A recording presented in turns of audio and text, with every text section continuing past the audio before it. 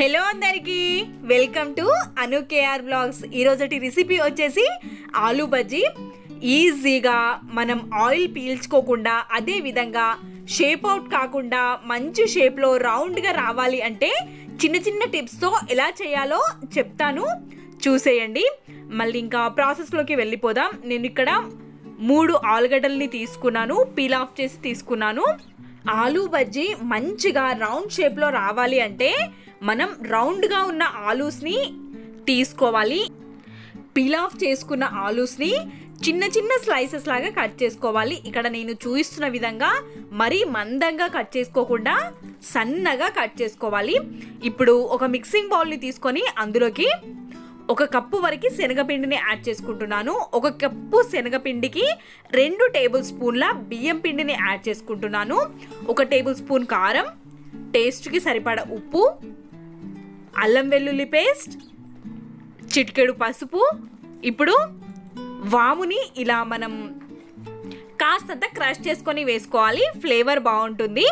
ఇప్పుడు మొత్తాన్ని మనం మంచిగా మిక్స్ చేసుకోవాలి. ఎక్కడ లమ్స్ లేకుండా కొద్ది కొద్దిగా వాటర్ని వేస్తూ నేను చూపించిన కన్సిస్టెన్సీ వచ్చేంత వరకు కలుపుకోవాలి. మరీ మెత్తగా అవ్వనివ్వకూడదు, మరీ లూజ్గా అయినా మనకి బజ్జీలు అనేవి కరెక్ట్గా రావు. కాబట్టి ఇలా నేను చూపిస్తున్న విధంగా కొద్ది కొద్దిగా వాటర్ని పోస్తూ ఇలా నేను చూపించిన కన్సిస్టెన్సీ ఇలా ఉంటే పర్ఫెక్ట్గా వస్తాయి మనకి బజ్జీలు అనేవి. మనం బజ్జీలు వేస్తున్నాము ఇప్పుడు అనుకున్న టైంలోనే కాస్తంత వంట సోడాని యాడ్ చేయాలి. మనం అప్పటికప్పుడే బజ్జీలని వేసేసుకోవాలి. వంట సోడా వేసి కాసేపు ఉంచామంటే మనకి ఆయిల్ ఎక్కువగా లాగేస్తుంది, కాబట్టి అప్పటికప్పుడే బజ్జీలని వేసేసుకోవాలి. మనం కట్ చేసి పెట్టుకున్న ఆలూని ఇలా డిప్ చేసుకొని ఈజీగా వేసేసుకోవడమే. పిండి కన్సిస్టెన్సీ కరెక్ట్గా ఉంటే చాలు, మనకి మంచిగా వచ్చేసాయి బజ్జీలు అనేవి. ఇంకా స్టవ్ పైన ఆయిల్ రెడీగా ఉంది, వేడివేడిగా. కాబట్టి ఇందులోకి మనం ఇప్పుడు ఆలూ బజ్జీని వేసేసుకోవడమే. ఇలా చాలా ఈజీ రెసిపీ, ట్రై చేయండి. రౌండ్ షేప్లో రావాలి అంటే ఖచ్చితంగా మనం రౌండ్గా ఉన్న ఆలూస్ని తీసుకున్నామంటే ఈజీగా రౌండ్ షేప్లోనే వస్తుంది.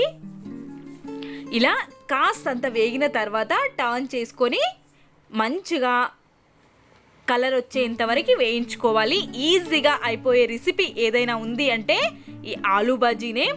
మనం ఆలూ బజ్జీని కానీ ఇలా వర్షం పడ్డప్పుడు వేడివేడిగా చేసుకొని తింటూ ఉంటే అబ్బా ఉంటుంది కదా.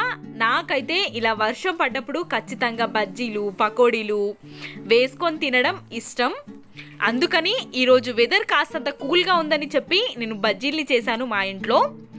ఇలా మళ్ళీ మిగిలిన పిండితో వేసేసుకోవడమే, చాలా ఈజీగా ఉంది కదా. ఒకసారి ట్రై చేయండి నేను చేసిన పద్ధతిలో.